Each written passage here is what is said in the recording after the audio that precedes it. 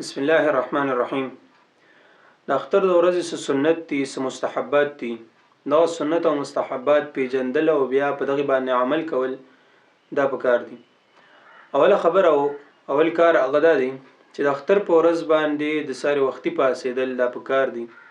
دا د ثواب کار دی. او بل خبره دا ده چې د محلي کوم جماعتي نو پاغي چې کوم جماعت ته پاغي کې د جمع سره مونږ کول هغه پکار دي. دویم سنت هغه دا دی چې غسل هغه په دغه ورځ باندې وکړي شي. دریم هغه مسواک کول دي.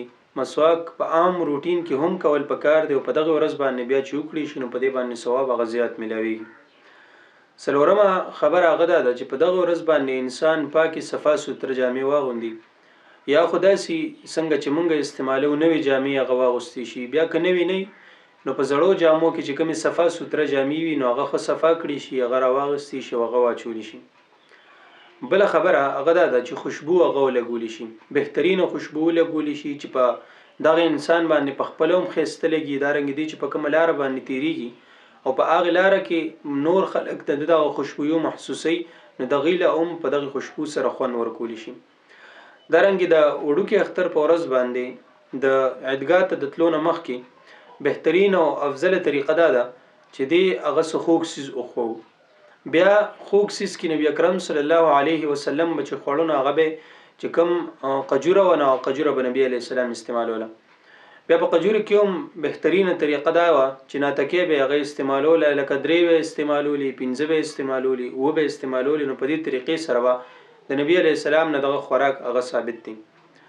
بل خبره هغه دا چې صدقه فطر یعنی فطرانه د نیه ادا کړی شوی په روزه کې نو بیا د منځ نه مخکې یعنی د اختر چې کوم منځ نه د هغه منځ نه مخکې ادا کول پکار دي. او د اختر په ورځ د ساري د منځ نه وروسته د انسان په ذمه باندې واجب شي. بل خبره هغه دا ده چې عیدګاه ته انسان زی نو پتلو کې هم د آهسته آهسته رواني سلو رواني او په لار باندې چې زی نو په دغه وخت کې د تکبیرات د وړو کې اختر په ورځ باندې په مزه وي. درنګ د غټ اختر په ورځ باندې دی هغه په بلند आवाज سره وي. بل خبره هغه ده چې د عیدګاه طرف ته غتل پکار دی او چې زین نو بیا پیادل تلل پکار دی. چې پیاده انسان لاړ شي نو په دې سره به ثواب زیات شي او د غتل باغه د په عبادت کې حسابي. بل خبره هغه ده چې په جایز طریقې سره د خوشاله اظهار وکړي شي. کومه طریقه چې شریعت خودلې ده نو په هغه طریقې سره اظهار وشي. بل خبره هغه ده چې د انسان څومره وسی څومره طاقت نو د خپل وس او د خپل طاقت مطابق هغه صدقه کوي، هغه خیرات کوي. نو کله چاوز د 100 روپۍ هغه 100 روپۍ صدقه کوي، کله چاوز هغه د 100 روپۍ نو هغه 100 روپۍ صدقه کوي. خپل وس او خپل طاقت ته وګوري. دا رنګي د اخترونو په ورځ باندې عیدګاه ته تلل دا سنت طریقه ده.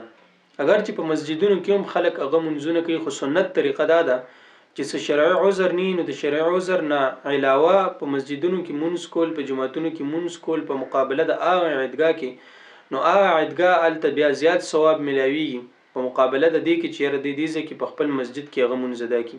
نو سنت طریقه دا د نبی علی السلام چې کومه کړې ده هغه دره چې د عیدګاه ته لاړ شي، یو خالی میدان ته لاړ شي او هغه ځکه دی مونږ کی. بیا چې دی زین د خپه وقار او خپه اطمینان سرزي خپه مزي په ځان باندې هغه جلدی نه راولي. بل خبره هغه ده چې د عیدګاه ته زینو په یو لار باندې لاړ شي خو عیدګاه ته د تلو او راتلو دا دوه لاري بیل لاري نو کوي. په یو لار باندې بلاړ شي په بل لار باندې براشي نو په دې سره به ثواب هم زیات شي او دغه لارې به د لپاره گواهی هم کوي چې دې په ما باندې نیک عمل د پاره تلو. بل خبره هغه ده چې خپل مینس کې یو بل ته مبارکبادي ورکول د منځ نه رستو خطبه وشي دا غي نه رستو چې خلک روزي په دغه وخت کې یو بل ته مبارکبادي ورکول نو دا مستحب طریقه ده. بیا هر کله چې د اختر منځ وشي د اختر د منځ نه رستو چې کله د کور تراشي دا غي نه رستو بیا په کور کې 2 رکعاته 3 رکعاته نفل کول دا پکار دي.